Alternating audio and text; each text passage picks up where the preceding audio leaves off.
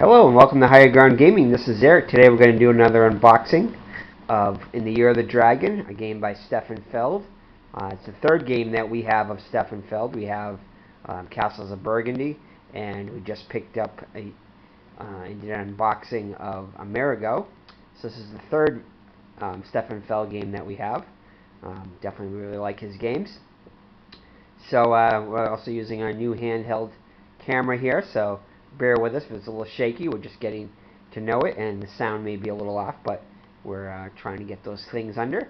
And yeah, just trying to get a new way of broadcasting our games to you, and as well as maybe this will get us to do some more card and dice type games and everything too. So definitely looking forward to this and checking it out. So alright, so here it is. It's Year of the Dragon, so we'll focus in on it a little bit more. And again, it's by Ravensburger, published by Ravensburger and Alea. And it's a classic strategy game of palaces and privileges. So it's definitely got some take that in it. But a very, very good game. Watched numerous playthroughs of it. So you get travel to ancient China. As a shrewd ruler, you try to overcome the disastrous events that haunt your province. From month to month, lead your province to fame and fortune. Become the most successful ruler of the Year of the Dragon. So it takes place over 12 months. And there's Mr. Brody over there. Let's say hi to his fans there. He's liking the new camera and everything, and definitely recommends this game. Yeah, he's a little tired up from playing with mags, aren't you, huh? Alright, well, let's get back to the video here. So it was this is the 10th anniversary edition, originally published in 2007, and this is the 10th anniversary, which is 10 years afterward, of course. And as you can see here, it includes the expansions. There's two mini expansions to it. One of them, I think, is the Great Wall, and the other one adds some negative stuff to the game, as if it didn't have enough already. So alright, so let's undo it here, and again, bear with us as we're learning how to function with one hand here.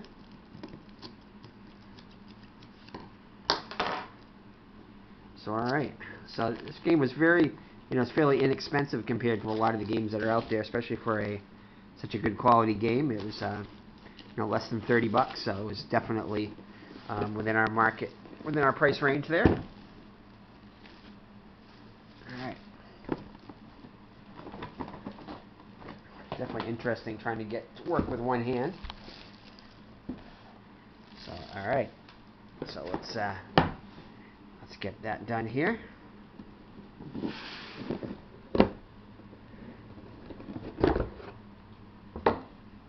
Alright, so let's see what we got inside here. So it looks like inside we have some bags. One loose one here. Actually, they're all loose. So it looks like 5 loose bags, 6. Got our, oops, come on. Got our little tokens here. So one is for the scoring, and the other one is for another track that there is in the game. And these are the little stands we have right here. So in the stands, you're going to put your character on it. Alright, I'll open the cards. Actually, I can't open the cards right now. I think I can get them with one hand here. It's not too tightly bound. So, alright, so these are your workers here. Each person's going to get a deck. So we can get the focus there. Each person's going to get a deck of workers of one of each type. And throughout the game, each round, each phase of the game, you're going to get to pick a worker, which will have certain stats and stuff on them. And then you're going to have two 2 mystery workers, which can be any worker. And again, this is just another set of the same thing. And it's a, I believe, a 2 to 4 player game. There is a solo variant on Board Game Geek, which I'll definitely be playing. So again, these are the piles of the workers here. So there's 2 there, and let me just go through the rest of them here. Alright, and then the set here. Should have 2 sets here. It might be 5 workers, 5 players, actually. Let me just double check in here. Yeah, 2 to 5 players, 12 and up. So there are 5 workers in here. So these are all just the cards that each person is going to get, a set of them. All right. So the instructions now. So you have the instructions. These are the instructions in another language. So that's one thing that's cool about this, is that these are multi-language. There we go. Here's the English version of it. So it's got a quote by Confucius here. He who has no vision for small things also blinds himself to the greater design. So it gives the goal of the game. The goal of the game is to take on the role of Chinese nobles seeking to maximize the prosperity and prestige of their provinces in ancient China. In 1000 AD, to assist them, the nobles must call upon the diverse talents of their courtiers, from scholars to monks to warriors and craftsmen. These loyal subjects lend their expertise to shield their rulers from the often disastrous consequences of the misfortunes that plague the populace from month to month. Be it drought, contagion, or Mongol invasion, only foresight and planning will spare the nobles and their subjects from unlucky demise. So the better the players are withstanding the unending onslaught of hazardous events, the more honor and victory points they'll have to show for the end. So again, it gives all the table of contents here. And then the Great Wall of China expansion and the super events. That's the other expansion. So those are the extra events, extra cards, and whatnot that are in the game. So again, this is the preparation, how to set it up and everything. And some examples of before the game begins and playing the game.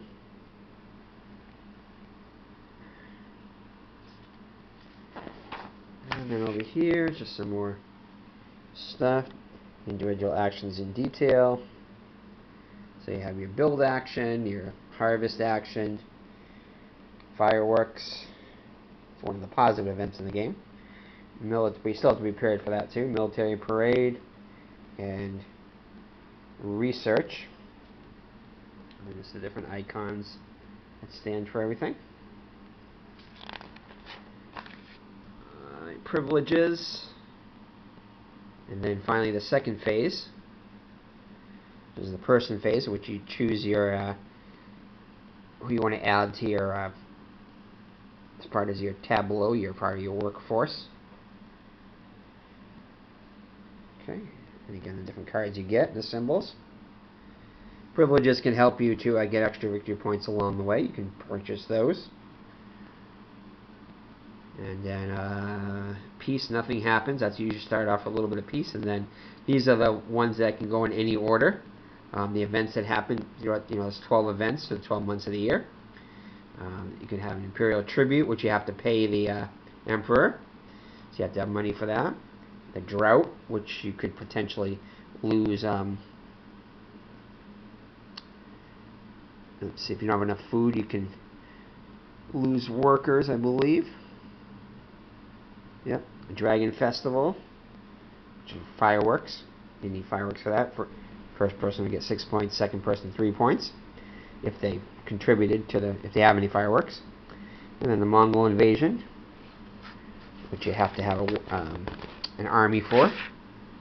Then the contagion. That's where you lose. That's where you lose people. So the drought. So the person doesn't die. It's in effect though, you lose the person still. So at the end, the people are worth victory points at the end of the game. I think 2 points apiece, depending upon what person it is.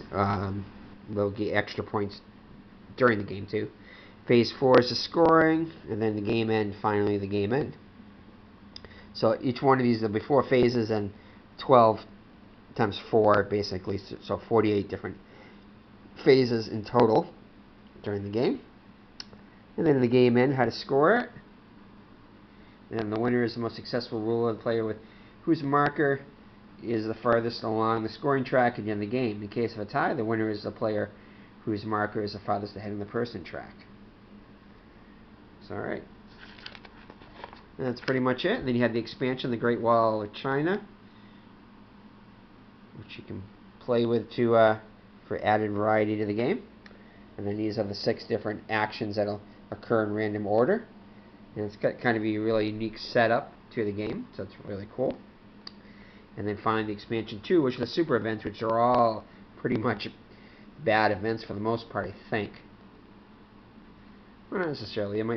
There are a lot of bad ones. Earthquake, flood, solar eclipse. So, and some of the other volcanoes, tornadoes, sunrise. That doesn't sound so bad. Assassination attempt. I can't imagine that's good. And charter. And then these are the little, and they can occur, I think they occur on the same time of the year, like the 7th month, I think it is. Anyway. Yeah, so that's it. So it's a 12-page rule book, so not too bad there. And it comes in 3 languages. I think it's German, French, and I know German, definitely. German, French, and English, and I think, or it could be German, French, and I mean German, English, and Italian. I'm not sure exactly which ones, but this is the other rule book here. And then finally, well, not finally, but so it looks like all the player pieces and everything, the punch-outs are on the bottom, which usually I get them on top, but in this case they're on the bottom. So let's set up the board. So the board is a nice thick cardstock here, not too big, not too small, just the right size. I'll try to zoom up here a little bit. So this is the board. I'm going to put the actions and stuff in the middle. And then, of course, like in all Euro games, the scoring tracks are on the end. And this is the, I think it's a prestige, track. Some kind of track there. No, I'm sorry, these are for the oops, I got it upside down. There we go, that's better. So this is where you'll put the, let's see here. The events I know. Okay, the events go right here. There's 12 events, the first 2 are a piece. And then here is where the workers go. You'll have a regular version of the worker, and then some of them have elite versions, which are worth more or more powerful. But you go less on the track, so you have to weigh your options there. And I think here, that might be where the events go. No, that's not where the events go. I don't know, I can't remember exactly what it is. There may be the discard pile too for the workers once you've, yeah, I think that's what it is. That's the discard pile for your workers once you've expended them. So you'll have a worker to hire every round except for the last. So that is the board there. And then finally, we'll get to the punch outs here. One of my favorite parts. Now these are not the thickest. I can tell by the feel of them already, but it's one thing I noticed about the Ravensburger games is, like the Castles of Burgundy, the tokens aren't always the best quality, the thickest, but they're functional and they serve the purpose. So again, not very thick here, but definitely could have been thicker cardstock. But again, it was less than $30 game, so I'm not going to complain about that. So these are the things for the workers. You'll put on the stands right here, these little stands. So just to show you that. I can get one of these out without. Alright, there we go. So these are going to go on here. There we go. They fit in nice. So there we go, right here. And these you'll put these on the cards once you set them out. So this is for the Great Wall, looks like right here. Great Wall expansion. And then these are the different types of workers that you'll have. These are the farmers, which you can see they're pretty strong. Some of them have two. They work two strength, where some of them only one. So the ones that are two strength only have one advancement on the track, and the ones that have two and only one are stronger on this track right here. So the further along you are on that, I believe that's they go first in picking the worker, so there's an advantage to that. And then these right here are the special events right here. These are the builder tiles. And again, more of the different player colors for building the Great Wall. And on the back of the Great Wall, whenever you build a Great Wall, you get a free action with it. You may get some free money, or be able to build your houses and everything like that a little higher. And you have to have everyone has to have a house that all your workers and everything to live in, or else they'll die or leave from exposure, or just leave because they have no place to live. Just thematically makes sense. So that's the first one there. And then here, so these are the houses right here, the levels of the houses. So each house can have 3 levels in it. So for each level you can have one person. And then this is one of the action things right here. This is the build action. So you'll have 7, I think, in the base game, and then the 8th action of building the Great Wall. So you'll have 8 actions, and it's really cool because you'll have, like, say you have 4 actions here, 4 actions here. So in a 2-player game, you'll divide these evenly for 4 and 4, and if one person takes that action right there, then in order for you to take that action within those 4, you have to pay 3 gold to do it. Otherwise, you can take one of the other 4 actions for free, but it depends upon. So there is some blocking in the game, which is kind of neat. These are more the farmers, firework guys, pyrotechnic guys. These are the fireworks. These are your special tokens, special things here, which you'll get victory points for each round if you buy one of those. Favor points, I think there, or something like that. And then these are the coins. And more of the fireworks for the events. Again, each type of event happens twice during the game. So there'll be 5 different events. And let's see what we got here. This is double right here, it looks like. No, I should just stuff together a little bit. So let's see here, the pyrotechnic guys, the scholars right there, which they'll give you some bonus there. There's the food tokens, more the event tokens, one of the 4 tiles for the events. More housing stuff. These are the the famine. What's that? No, I'm sorry, that's not the famine. That's that's a disease. Yeah, it's the disease. So you have to prepare for those 2 getting doctors. More of the book guys there. And these are preparing for the Mongol invasion. You have to have armies, which these provide better strength but less on the track, and these provide less strength but more on the track. More fireworks over there. This is for the event. You can choose to bolster your troops. This is the tribute icons there for the emperor. More housing tokens there.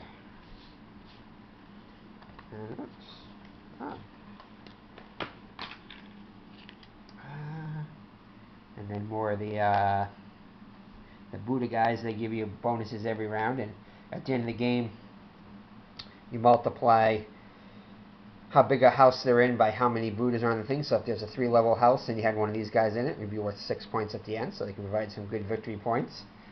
This is the tax collector right there, which gives you some money if you choose them. And basically strengthens any of the events you take. Like this guy, if you went to the money token on the board and took that action, you would get 1 for the action and then 3 bonus right here for that, for having the guy. This is for the Mongol invasion right here, one of the events. More housing. Let's see, I think I got these already over here, and then in the back. Alright. So over here. Again, bear with me with the camera there. I'm getting used to it and used to having it. I'm not used to having a camera that's so portable. So this is, I can't think what she does, but she gives you victory points every round. She'll give you an extra point just for having her, and that's all she does. More tax collectors, more of her. I think she's always the one strength, no matter what. More food, the biblioteca or the library type thing. This is the drought, I think, in the drought one right here, famine. Drought, which causes you, so you have to have food for that. You have to prepare for that. And let's see, I think there's one or two more. Two more, it looks like. So this one, looks like one of my coins came out.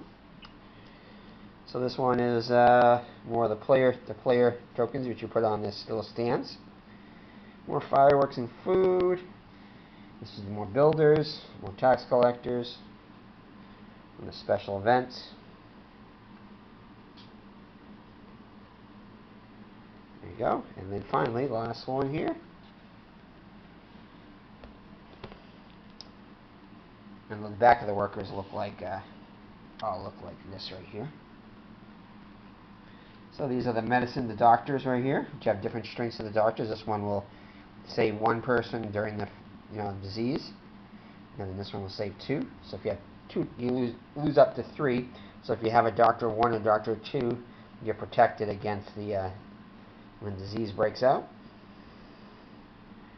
And then these are the peaceful events, which happen always the first 2 events, so they start you off, but before the bad things happen. And this is building on the Great Wall right here. That's one of the 8 events that's in the game. So that is pretty much it. That is In the Year of the Dragon by Stefan Feld by Ravensburger and Alea. I'm definitely looking forward to get this one to the table. And again, now that I have this camera, I'll definitely be preparing to do some playthroughs of the board games. This is kind of I was waiting to get one of these cameras before I did that. But now that I have it, we can do In the Year of the Dragon by Stefan Feld. So thank you and God bless, and we'll see you in the next unboxing video. We have one more to do in the next couple of days about building Dutch windmills, so look for that. So take care and God bless. Bye-bye now.